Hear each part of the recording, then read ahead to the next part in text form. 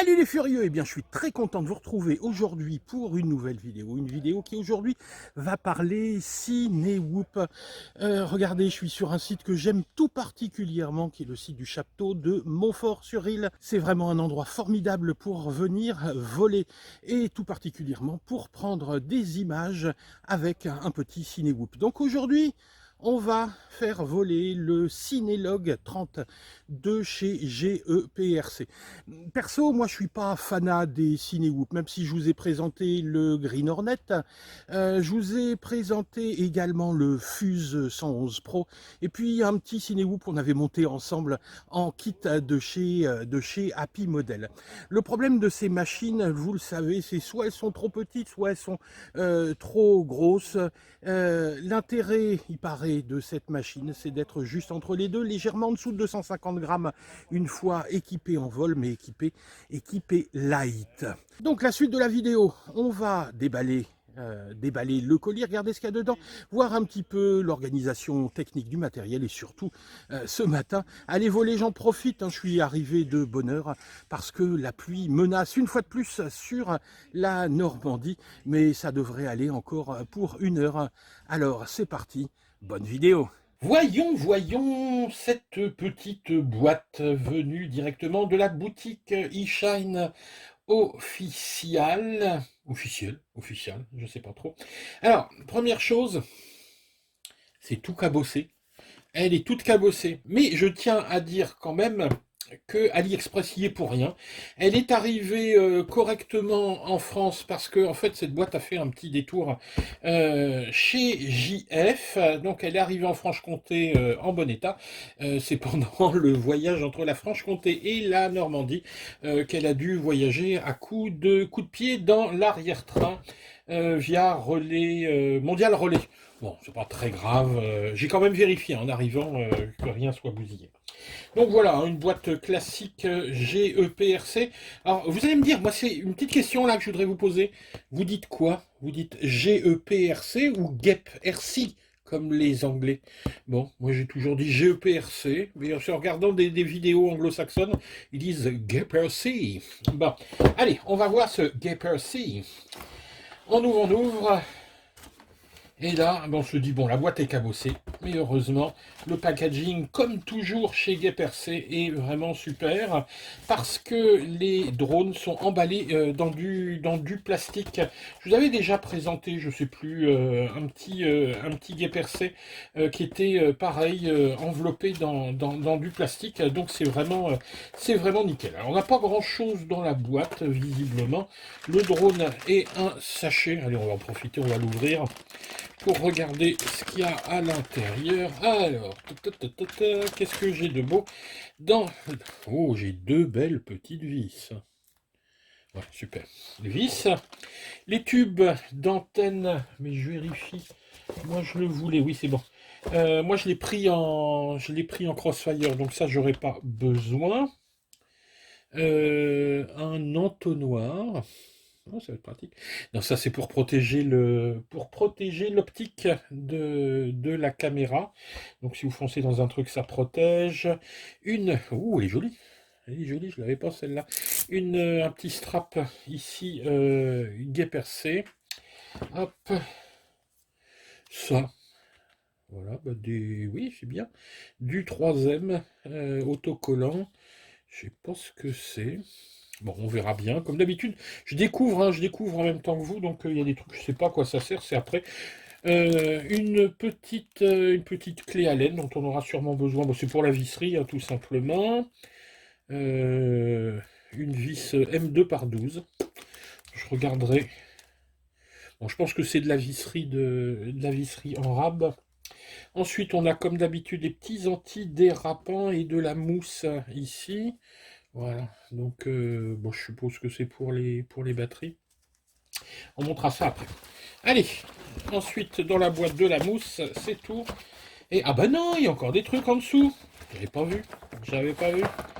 Alors, qu'est-ce qu'on a? Des hélices. Il est monté avec des hélices noires, on a des hélices rouges. Donc je regarde, oui, donc ça c'est un jeu complet d'hélices, hein, avec des hélices, deux hélices horaires et deux hélices anti-horaires. Ensuite on a Qu'est-ce qu'on a là-dedans? On a deux prop garde ici en rab et deux mousses également en rab. Alors ça c'est pas mal hein, parce que c'est assez rare de voir du rab donné, puis souvent on galère à aller les retrouver ces prop garde. Ça c'est pas mal. Du truc pour empoisonner votre belle-mère, hein. Ça vous mettez ça dans son whisky. Ensuite, alors, qu'est-ce que c'est?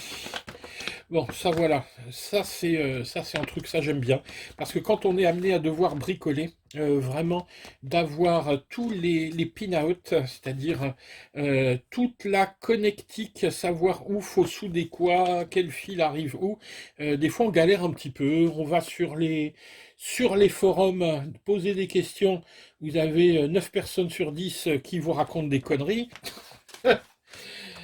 Bref. Ensuite, qu'est-ce que ça? Ça, alors, how to bind le Vista. Oui, ça c'est pour binder tout ça. Bah, ça c'est pas mal, parce que pareil, ça souvent galère. Comment je dois binder, machin, j'essaye de binder, j'y arrive pas. Au secours! Et ben maintenant vous allez lire ça. Pareil, hein, il y a le Beta Flight. Ça c'est bien ça, c'est bien. Tac, les petits autocollants qui sont beaux. La petite carte de visite de Monsieur Guépercé, hein, si vous voulez aller lui rendre visible sur Facebook, sur Instagram, sur YouTube. Des petits autocollants, les mêmes en bleu, la petite carte du VistaKit avec les passes sanitaires. Hein, non, c'est pas les passes sanitaires. Et ben voilà, regardez ce beau cinélogue. Alors, par contre, là, on va l'ouvrir ensemble. Hein. Vous voyez, il est dans un film classique. On va ouvrir ça. Hop. Alors, je vais essayer de pas tout déglinguer. Et le voici. Le voilà. Alors, il y a des trucs là-dedans. C'est quoi ce machin? Batterie, grande, rec. Je me demande ça si c'est pas l'alimentation, si on a une SMO ou une cam en naked où on a besoin d'une alimentation. Ouais, ce serait bien ça. Je vérifierai ce que c'est ce truc-là. Ensuite, oui, la petite antenne. Ici, le petit condo sur la prise XT30, l'antenne du Crossfire. C'est pas tip top ça. C'est bizarre. Bon. Bien.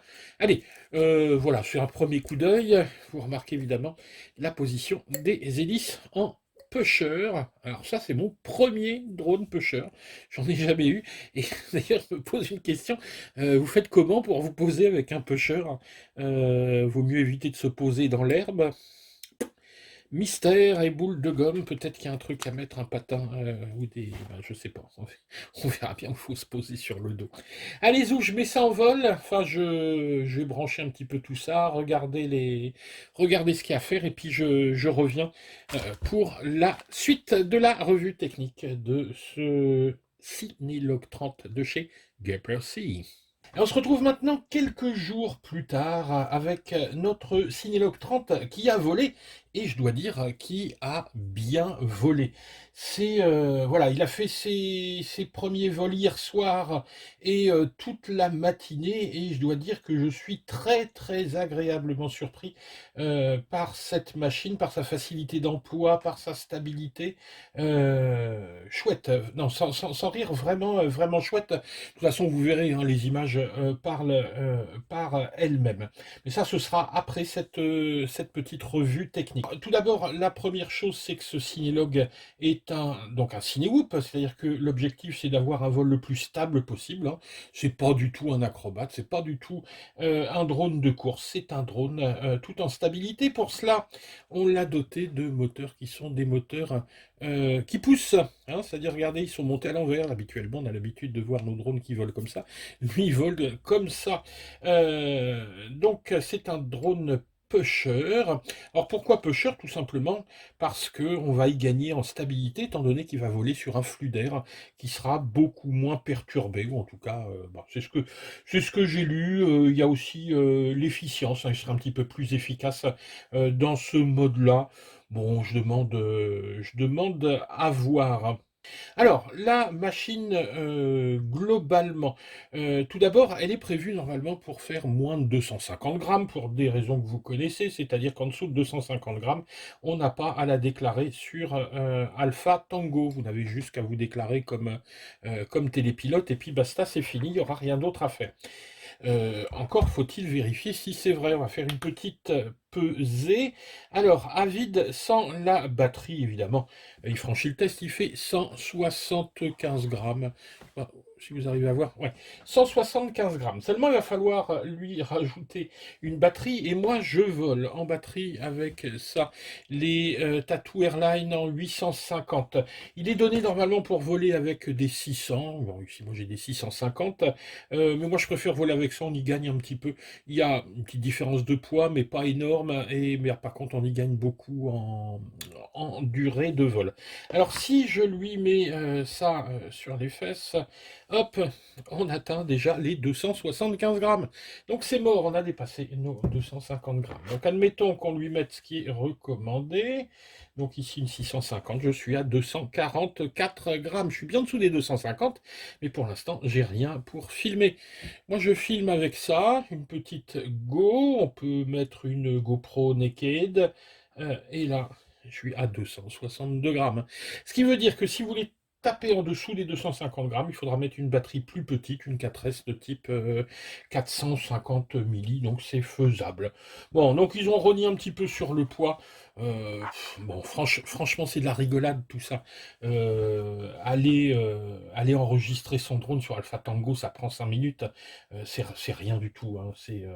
Bon, bref, je rentre pas dans ce débat-là, mais je trouve que l'histoire des 250 grammes, c'est pas bien utile. Par contre, au-delà des 850, oui, là, avec les balises, c'est une autre histoire parce que ça coûte du pognon. Mais faire enregistrer son drone et lui mettre une petite étiquette pour dire qu'il vous appartient, bon, voilà. Bref, la frame, c'est une frame carbone. Alors, on a des plates ici au-dessus et en dessous qui sont en 2 mm avec des bras en 3 mm. C'est une, voilà, c'est une unibody, hein. Donc, l'unibody, elle, est en 3 mm. C'est bon. C'est rigide comme ça doit être rigide, hein. C'est pas prévu pour. Par contre, au niveau, ouais, bon. C'est pas fait de toute façon pour recevoir des G et des G. Non, ce qui est intéressant, c'est de voir surtout la géométrie de cet appareil. Habituellement, on est habitué à voir les VTX, et en l'occurrence ici, c'est la version HD, donc avoir le Vista ou le R-Unit à l'arrière, l'AFC à l'avant, et finalement, on a une répartition des masses qui est un petit peu instable par rapport au centre de gravité, alors qu'ici, regardez, on a une organisation qui est entièrement en colonne. On a une stack complète. En fait, dans la stack, ils ont intégré ici le Vista. C'est-à-dire que tout est au centre. Vous voyez, regardez. Tout est centré, ici c'est nickel. Donc on a un centre de gravité qui est vraiment impeccable. On a de la mousse évidemment pour venir amortir. Ce qui est bien, et ça j'aime beaucoup, c'est que les hélices sont pas trop proches des prop guards ici, ce qui fait que si on vient taper un petit peu, on va pas exploser l'hélice et perdre le drone. Les hélices, elles sont des tripales, c'est des 3 pouces, hein, classiques, des 30-30. J'ai pas essayé encore en 5 pales, je dois avouer que ça m'intrigue un petit peu. Pendant qu'on est sur les hélices, on peut peut-être jeter un petit coup d'œil. Ah oui, il faut que je les remette à l'endroit. Les moteurs sont des GR 1404, ils ont 3850 de kV, et puis bah, ce qui est important, c'est qu'effectivement, ils sont montés à l'envers. Donc ils poussent. Attention quand même à l'orientation de vos hélices. En fait, quand vous montez vos hélices, moi moi je vous conseille de regarder le drone par-dessus. Donc ici, il est en prop out, hein, et puis vous mettez vos hélices comme si elles étaient au-dessus, sauf qu'elles sont en dessous. Donc pour les placer, voilà comment ça s'organise. Bon, c'est une petite technique à avoir, mais logiquement, vous ne devriez pas trop casser d'hélices. Quoique, franchement, j'ai eu comme un doute au départ, parce que je me suis dit, faut se poser sur les hélices. Alors, moi, ce que je fais, c'est que bah, je pars voler avec un petit carton. Je pose dessus. J'ai pas envie de poser sur l'herbe ou sur les cailloux avec, mais vous avez alors, un landing pad, c'est beaucoup dire, un bout de mousse, hein, dessus, pour donner un peu d'épaisseur et puis pouvoir se poser sans encombre et que les hélices ne touchent pas le sol. D'ailleurs, j'ai rajouté ici le petit anti-dérapant pour placer la batterie. Ah ouais, ça vous intrigue ça. Bon, allez, on va en parler tout de suite. Ça, c'est vraiment le point noir. Il y en a deux, hein. Il y a deux points noirs sur cet appareil, mais ça, c'en est un. C'est leur sangle. Alors, pour rentrer la sangle, c'est la croix et la bannière. Le plus simple est de démonter l'appareil. Il faut démonter l'appareil pour rentrer une sangle longue et épaisse comme celle-ci. Euh, Moi, ça m'a vraiment gonflé. Donc, ce que j'ai fait, vous voyez, j'ai fait un petit raccord. J'ai pris un petit anneau ici. J'ai fait un petit montage avec des colliers pour l'agrandir un petit peu parce que, pourquoi? Ben, je vous montre. C'est que la 600 passait sans souci. La 600 passait sans souci. Hein, c'est un exercice, hein. Par contre, celle-là, impossible de fermer. Donc j'ai dû agrandir un petit peu. Donc c'est ce que j'ai fait. C'est un petit peu moche, mais en tout cas, ça fonctionne bien. Ça permet de mettre les deux modèles dessus. Sinon, eh ben, faut choisir entre grandes sangles et petites sangles. Et si vous avez des petites et des grandes batteries, eh ben, je ne sais pas comment vous allez faire. Il faudra trouver une solution. Moi, j'ai trouvé une solution provisoire comme ça, qui est vraiment très moche. Donc les straps, monsieur Guy-Percy, il va falloir retravailler un petit peu ta copie parce que c'est dégueulasse. Alors, on a là-dedans un Cadix Vista, et là, effectivement, vous allez me dire, mais oui, il est où ce Cadix Vista? Il est bien caché.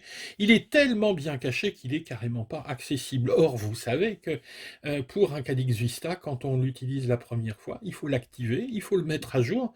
Et, ouais, et puis, je vais la chercher comment? Regardez ici où elle est planquée, la prise.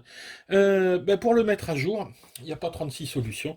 On va devoir démonter ces 4 vis ici, retirer le Cadix en faisant attention parce que je vous rappelle que le Cadix il est soudé directement, il n'y a pas de prise. Donc on ne tire pas comme un malade sur les câbles, d'autant plus qu'il y a le câble de la caméra, on y va tout doucement, douceur. Et puis ben, on va le brancher, regardez, je vous mets une petite photo. On pense au moment de la mise à jour surtout à l'aérer, hein. Moi j'ai fait ça devant un ventilo, parce qu'il chauffe, il chauffe pas mal, hein. Mais en vol, il y a vraiment aucun problème avec ça. Je vous mets également une photo du récepteur, hein. Regardez la position du récepteur. C'est bien, il est dans une petite pièce en TPU, ça j'ai rien à redire, hein. Mais comment on fait pour binder? Pour binder, donc faut évidemment démonter. Alors on l'a fait pour le Vista. Il faut retirer de cette petite protection TPU le récepteur. Alors là, vous tirez tout doucement, ça vient, il n'y a pas de souci. Et ensuite, il faut venir appuyer sur ce petit bouton. Ça, on a l'habitude de le faire, sauf que là, on est à l'intérieur de l'appareil et qu'il faut en même temps brancher. Bref, nous, on s'est mis à deux, c'était juste une horreur. Donc voilà pour la mise à jour de ce Cadix Vista, bah, faut tout démonter. La caméra, elle, vous commencez à la connaître, hein, c'est la fameuse Cadix Polar. C'est la remplaçante de la caméra DJI. Elle est moins bien évidemment que la caméra DJI. Par contre, en basse lumière, elle est vraiment bien meilleure. Elle donne des super résultats en basse lumière. Sur la partie vidéo, j'ai quelque chose juste à rajouter. Regarde un petit peu l'organisation ici du support de caméra. Ici, moi j'ai imprimé un petit support pour mon Insta360 Go et vous voyez que le support est posé sur une plaque qui elle-même est montée sur des petits gummies, là, des petits, je sais pas comment ça s'appelle, des petits silent blocks donc votre caméra va déjà être amortie. Mais ce qui est bien aussi, c'est que la Polar est reliée à ce système et elle aussi est amortie. Ce qui fait qu'on a vraiment zéro vibration, hein. On a un appareil qui vole déjà de façon très très stable et un système d'amortissement de toutes les vibrations parasites. Ça, c'est super bien pensé. D'autant que l'appareil arrive totalement prétuné, on a un tune qui est juste parfait. Alors habituellement, je change les rates, je n'ai même pas changé les rates. J'ai volé stock de chez stock, impec. Ah oui, au fait, je vous ai parlé du poids, je vous ai pas parlé de la taille. De moteur à moteur, ici on a 126 mm, un petit peu plus de 12 cm, donc vous voyez que c'est quand même un appareil sympa, facile à transporter, puis surtout, surtout pas trop dangereux, c'est vraiment ce qu'on recherche pour des machines où on va parfois s'approcher un petit peu du sujet à filmer. Au passage, je tenais justement à remercier eShine qui nous a envoyé cet appareil pour le test, et en l'occurrence la boutique officielle d'eShine sur AliExpress, eShine Official Shop, et je remercie aussi le vendeur associé, c'est lui qui a fait l'envoi, c'est la boutique Best Love Drone Store. Je vous mets de toute façon les liens là-dessous. Je vous mets les liens sur AliExpress. Si vous voulez d'autres liens, si vous préférez le commander ailleurs, vous m'envoyez un petit mail à l'adresse, regardez, à cette adresse-là, donc ainenchinson@gmail.com. Quoi qu'il arrive, avant vos achats, n'hésitez pas à poser des questions, hein, si vous voulez des renseignements, etc. Moi, je suis pas là pour vendre des cacahuètes, hein, mais pour dire un petit peu ce que j'ai pensé de la machine, pour vous accompagner dans votre démarche d'achat si vous voulez la faire.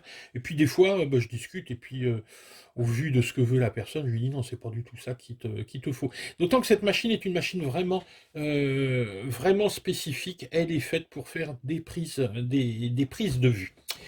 Alors, maintenant qu'on parle de prise de vue, d'ailleurs, il y a un point que je voudrais soulever, c'est le support de caméra. Ici, le petit support de caméra, il est prévu pour mettre une GoPro Naked ou une SMO.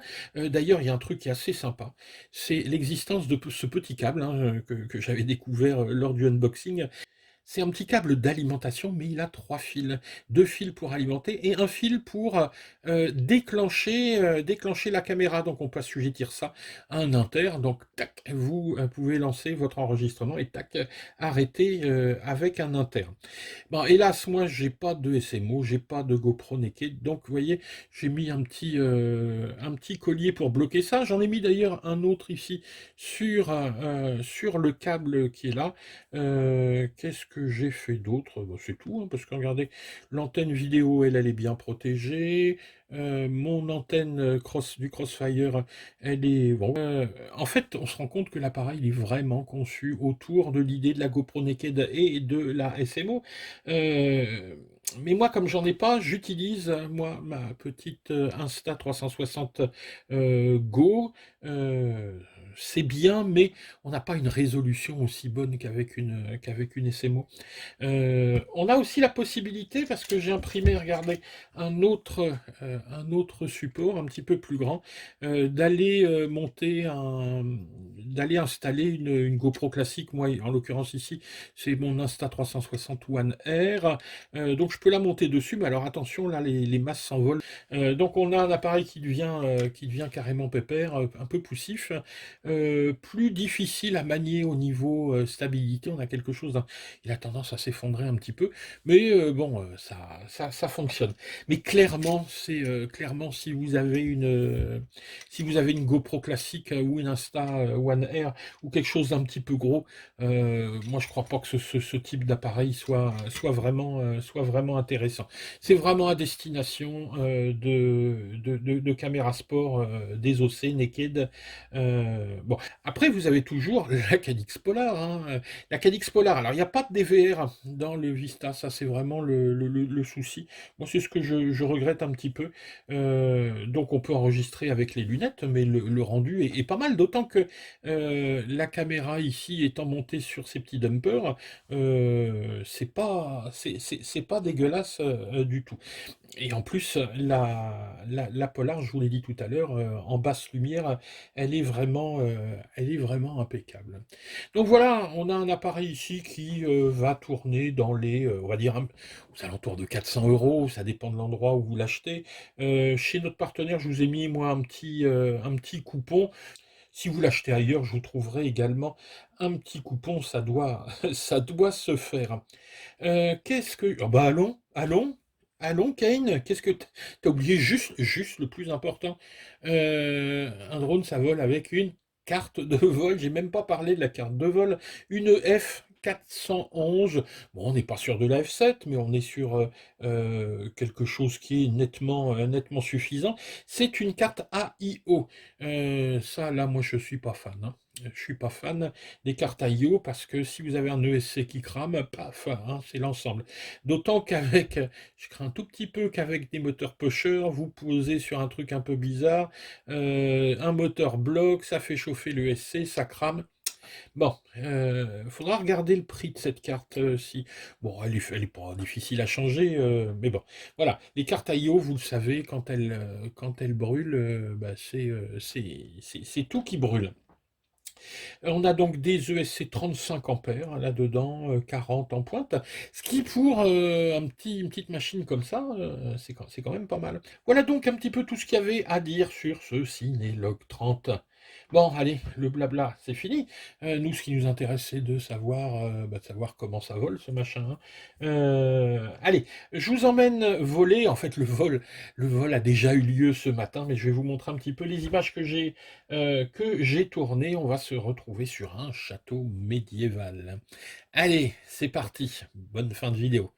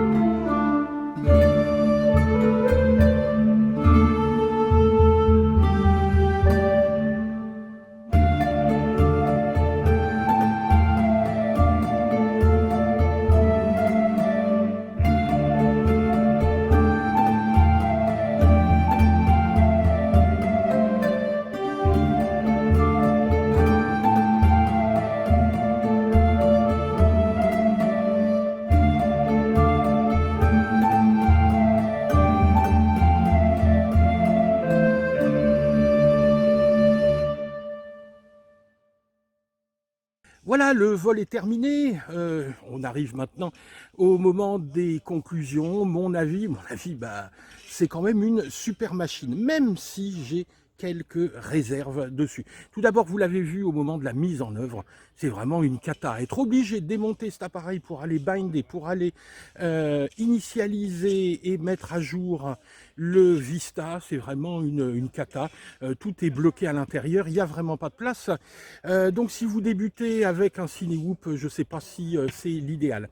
Ensuite, second point, c'est vraiment un appareil qui s'adresse aux possesseurs d'une caméra naked, c'est-à-dire une GoPro naked ou une SMO. Moi, j'ai ni l'un ni l'autre, ce qui fait que, ben voilà, moi j'ai monté une Go. Vous avez vu, hein, les images sont pas forcément formidables avec la Go parce que l'Insta360 Go est vraiment prévu pour des images pour le téléphone. Donc ce sera nickel pour envoyer des photos, des images aux copains via votre téléphone ou sur les réseaux sociaux pour faire de la HD. Non, j'ai fait un petit support pour monter une GoPro et en l'occurrence moi mon Insta360 One R. Mais évidemment là ça commence à être sacrément lourd. Ça vole, hein, ça vole, mais on a moins de fluidité. L'objectif quand même c'est d'avoir un appareil en dessous de 250 grammes pour éviter toute déclaration. Il suffit de vous déclarer comme pilote et vous n'aurez pas déclaré cet appareil, pas évidemment de balise, vous êtes vraiment tranquille avec ça. Ce qui ne vous empêche pas de respecter les règles de sécurité. Vous voyez ici, on est sur un lieu public, je ne vole pas au-dessus des gens. J'ai vérifié, c'est autorisé, le vol est autorisé, on ne fait pas n'importe quoi. Si vous voulez continuer à vous amuser longtemps, respectez quelques règles de bon sens. Voilà, alors en espérant que la vidéo vous a plu. Si ça vous a plu, pensez à vous abonner, à activer la petite cloche. Pensez également mettre un petit pouce hop, vers le haut et surtout pensez à utiliser nos liens si vous faites des commandes en Chine. On se retrouve maintenant pour une prochaine vidéo sans vouloir spoiler. Il y aura peut-être une histoire de Diaton Roma, le retour. Allez, ciao les gars!